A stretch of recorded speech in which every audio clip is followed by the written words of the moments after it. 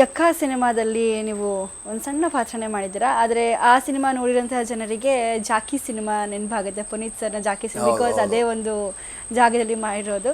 So ಆ ಒಂದು ನೆನಪುಗಳನ್ನ ಹೊರ ಹಾಕೋದಾದರೆ ಪುನೀತ್ ಸರ್ ಬಗ್ಗೆ ಏನು ಹೇಳ್ತೀರಾ ಸರ್? ಈಗ ಪುನೀತ್ ಅವರು ಅಂದರೆ ಅವರು ಭಾಳ ಒಂದು ಚಿಕ್ಕ ವಯಸ್ಸಿಂದ ಅವ್ರ ಪಾತ್ರಗಳು ನೋಡಿ, ಚಿಕ್ಕ ಮಗು ಇದ್ದಾಗ ಎಲ್ಲ ಪಾತ್ರಗಳು ನೋಡಿದ್ದೀನಿ. ಬಟ್ ನಾನು ಎಲ್ಲೋ ಒಂದು ಕಡೆ ಕಂಟಿನ್ಯೂಸ್ ಇದ್ದಲ್ಲಿ ಅವರು ಸಿನಿಮಾ ಮಾಡ್ತಾಯಿದ್ದೇನೆ, ರಾಮು ಅವ್ರ ಸಿನಿಮಾ ಮಾಡಾಗ ಅವ್ರು ಬಂದು ನಮಸ್ಕಾರ ಸಾರ್ ಅದು, ಓ ನಮಸ್ಕಾರ ಸಾರ್ ಅನ್ಬೇಡಿ ಪುನೀತನಿ ಯಜಮಾನ್ರೆ, ನಿಮ್ಮ ಕಾಮಿಡಿ ಪಿಕ್ಚರ್ ಎಷ್ಟು ಬೆಕ್ಸ್ಕೊಂಡು ಪಾತ್ರ ಕುಡ್ಕೊಂಡು ಪಾತ್ರ, ನಾನು ನಿಮ್ಮ ಅಭಿಮಾನಿ ಅಂತ ಹೇಳಿದ್ದಾರೆ ಅವ್ರು. 20 ವರ್ಷದ ಹಿಂದೆನೇ ಕಂಟಿನ್ಯೂಸ್ ಇದೆ ನಿಮ್ಮ ಅಭಿಮಾನಿ. ಅಯ್ಯೋ ಇಲ್ಲ ನೀವೆಲ್ಲ ರಂಗಭೂಮಿಯಿಂದ ಬಂದವರು, ಎಷ್ಟು ಚೆನ್ನಾಗಿ ಮಾಡ್ತೀರ, ನಾನು ನಿಮ್ಮದು ಕುಡ್ಕೊಂಡು ಪಾತ್ರ ಎಷ್ಟು ಚೆನ್ನಾಗಿ ಎಂಜಾಯ್ ಮಾಡಿದ್ದೀನಿ, ಓಕೆ ಅಂತ ನಾವು 20-25 ವರ್ಷದಿಂದ ಅವ್ರು ನಿಮ್ಮ ಅಭಿಮಾನಿ ಅಂತ ಹೇಳಿದ್ದಾರೆ. ಬಟ್ ಖುಷಿ ಆಗುತ್ತೆ. ಮತ್ತು ಏನಾಯ್ತು ಮೇಡಮ್, ಅವ್ರದ್ದು ಒಂದು ಹೇಗಿತ್ತು ಅಂದರೆ ಪ್ರತಿಯೊಬ್ಬರಿಗೂ ಅವ್ರು ಪ್ರೀತಿ ಕೊಡ್ತಿದ್ರು. ಅವರು ಏನು ಒಂದು ಗುಣ ಸ್ವಭಾವ ಹೇಗಿತ್ತು ಅಂದರೆ ಯಾರೇನು ನಮ್ಮವ್ರು ಅನ್ನೋರು ಬೇಗ ಇದು ಮಾಡ್ಕೊಂಡ್ಬಿಡ್ತಿದ್ರು. ಇವ್ರು ಹೊಸಬ ಅಂತ ಆ ಭಾವನೆ ಇರಲಿಲ್ಲ ಅವರಿಗೆ. ನಮಸ್ಕಾರ ಮಾಡಿದೆ, ಚೆನ್ನಾಗಿ ಮಾಡಿ, ಓಕೆ ಬರಲ್ಲ ಈ ಥರ. ಇವ್ರು ಬರ್ತೀರಿ ಅಂತ ಹೇಳಿ ಅವರೇ ಬರಲ್ಲ ಈ ಥರ.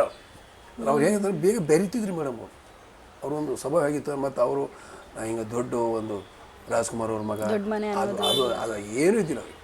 ನಾನೇ ಮೇಡಮ್ ಇನ್ನು ಜಾಕಿ ಮಾಡಬೇಕಾದ್ರೆ ಸೂರ್ಯ ಅವರು ಡೈರೆಕ್ಟರ್, ಅದಕ್ಕೆ ಸೂರ್ಯ ಅವ್ರು ಫೋನ್ ಮಾಡೋಣ ಹಿಂಗಿದೆ ಮತ್ತು ಪುನೀತ್ ಸರ್ ಜೊತೆ ಬರುತ್ತೆ ಒಂದು 2 ದಿನ, ಡೇಟ್ ಬೇಕಂದ್ರೆ ಡೇಟ್ ಕೊಟ್ಟೆ.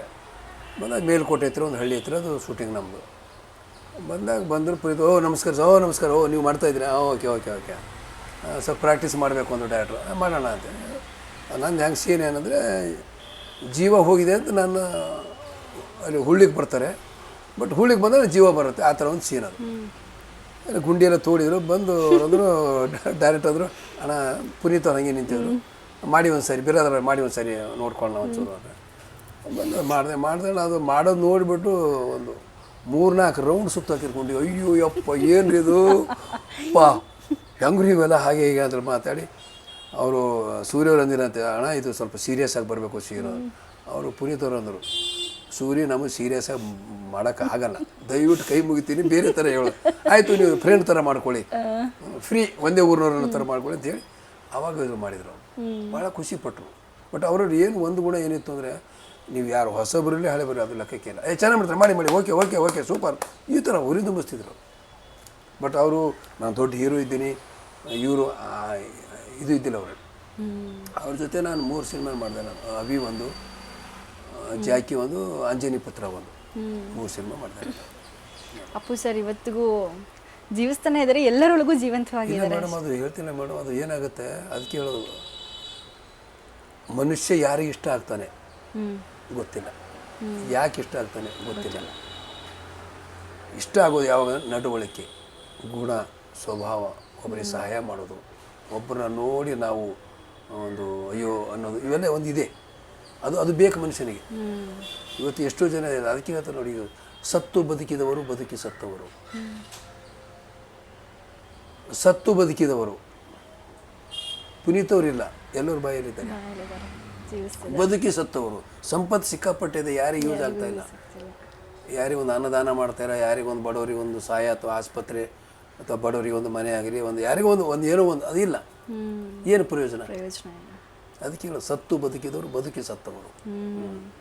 ಈ ಸಂಪತ್ತು ಏನು ಕೊಟ್ಟಿದ ದೇವರು ಅಂದರೆ, ಸಿರಿ ಬಂದ ಕಾಲಕ್ಕೆ ಕರೆದು ದಾನವ ಮಾಡು ಅಂತ ಹೇಳಿದ್ದಾರೆ. ನೀನು ಸಿರಿತನ ಬಂದಾಗ 4 ಜನಕ್ಕೆ ನೀನು ಒಳ್ಳೆಯವನಾಗಿ ಒಂದು ಸಹಾಯ ಮಾಡು. ನೀನು ಕೊಟ್ಟಿದ್ದೆ ಯಾರು ನೀನು ಕೇಳಬೇಕಾಗಿಲ್ಲ, ನೀನು ದೇವ್ರು ಕೊಟ್ಟಿದ್ದೆ ನೀವು ಒಬ್ರಿಗೆ ಹಂಚು. ಮತ್ತು ಅದು ನಾವು ಏನು ಸದ್ಬಳಕೆ ಮಾಡ್ತೀವಿ ಮತ್ತು ದುಡ್ಡು ಬರುತ್ತೆ. ಅದು ಹಾಗೆ ಇಟ್ಟಿದ್ರೆ ದುಡ್ಡು ಬರೋಲ್ಲ. ಈ ನೋಡಿ ಬಾವಿ ಅಂತ, ಮೊದಲು ಬಾವಿದು ಈಗೆಲ್ಲ ನಲ್ಲಿ ಆಗಿದೆ.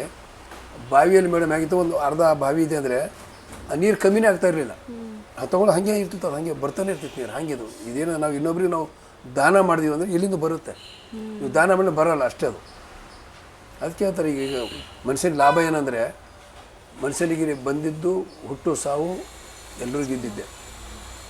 ಮನುಷ್ಯನಿಗೆ ಲಾಭನ ದಾನ ಮಾಡಿದೆ ಲಾಭ, ಇನ್ನೇನು ಲಾಭ ಇಲ್ಲ. ಆಸ್ತಿ ಮಾಡಿದೆ, ಯಾರು ಸಲೋ ಮಾಡಿದೆ? ಹೆಂಡತಿ ಸಲೋ ಮಾಡಿದೆ, ಮುಂದೆ ಮಗನ ಸಲೋ ಮಾಡಿದೆ, ಎಲ್ಲ ಯಾವ್ದ್ರ ಸಲೋ ಮಾಡಿದೆ? ನೀನು ಸಂಸಾರಕ್ಕೆ ಮಾಡಿದೆ. ಬೇರೆಯವ್ರಿಗೆ ಏನು ಕೊಟ್ಟೆ ನೀನು? ಬೇರೆಯವ್ರು ನಿನ್ನ ಕೈದು ಏನು ಕೊಟ್ಟಿದೆ ಹೇಳು? ಯಾರಿಗೂ ದಾನ ಮಾಡಿದೆ ಅದೇ ನಿನಗೆ ಪುಣ್ಯ, ಉಳಿಕೆದು ಏನೂ ಇಲ್ಲ. ನೀವು ಮಾಡೋದೆಲ್ಲ ನಿನ್ನ ಮಗನಿಗಾಗಿ, ನಿನ್ನ ಹೆಂಡತಿಯಾಗಿ, ನಿನ್ನ ಮಕ್ಕಳಿಗಾಗಿ, ಬೇರೆಯವರಾಗಿ ಅಲ್ಲ.